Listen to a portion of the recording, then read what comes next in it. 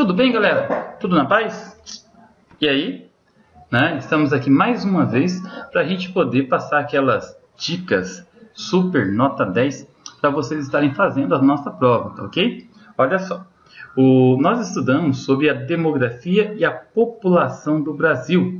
Estudamos ainda, evidenciamos muito os sistemas migratórios. Então, estou passando essas videodicas para vocês. Vocês podem estar acompanhando todas as minhas videoaulas através do meu blog, hebertgaleno.blogspot.com.br ou pelo meu canal no YouTube. Ok, vamos começar então, galera. Valeu. Primeira pergunta. Qual a diferença entre emigração e imigração?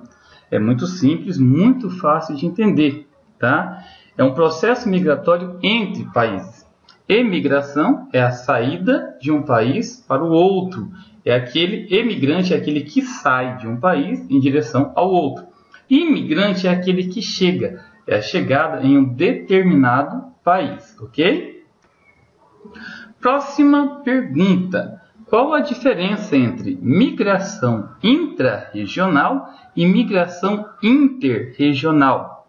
Galera, isso aqui é dentro do mesmo país. É a migração urbano-urbano, tá bom? A intra-regional é dentro do mesmo estado. É entre cidades. Entre uma cidade menor e uma maior ou vice-versa.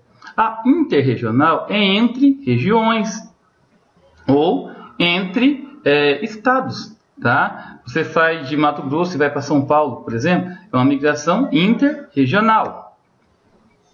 Qual a diferença entre transumância e movimento pendular? Olha, também é fácil de entender. Transumância é a migração por temporada. São aquelas pessoas que vão para outra cidade e passam um tempo trabalhando. Passam alguns meses, algumas semanas, tá? Movimento pendular é a migração diária, ok? O camarada ele sai de manhã, trabalha, vai para o meio rural, vai para outra cidade, trabalha o dia todo e volta no final da tarde. É muito comum entre os boias frias. O que é êxodo rural? Êxodo rural é a migração do meio rural, do sítio, da chácara, da fazenda para as cidades, ok? Êxodo rural é a migração do meio rural, dos sítios, das fazendas, das chácaras para as cidades. Foi muito comum na determinada época do Brasil. Na década de 1930, teve um grande fluxo migratório de êxodo rural, E na década de 1960, mais precisamente 1964, quando foi aprovado o Estatuto do Trabalhador Rural. Pessoal, essa pergunta é interessante. Quais as causas do êxodo rural? Essa é muito interessante, tá? Normalmente, os trabalhadores rurais, eles migram em busca de melhores condições de vida, Eles migram porque na cidade tem indústria, tem comércio, tem emprego.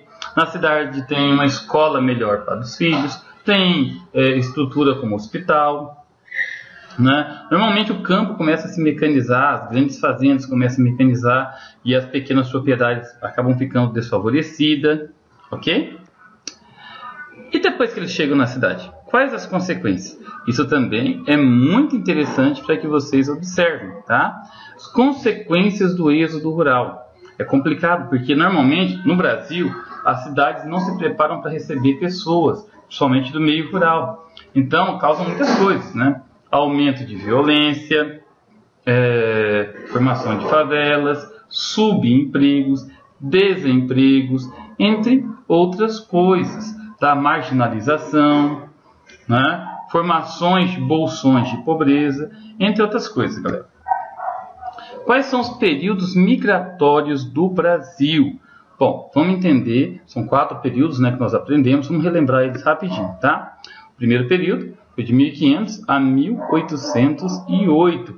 Nesse período vieram os europeus, para o Brasil, principalmente os portugueses, mas veio alguns holandeses, alguns franceses, alguns ingleses também. Entre os séculos XVIII foi uma intensa migração de negros africanos para a mão de obra braçal, a mão de obra escrava para o Brasil. Segundo período, entre 1808 e 1888, né? O período que começou com a chegada da família real portuguesa ao Brasil em 1808. Com a abertura dos portos, né, principalmente com a abertura do Porto de Santos.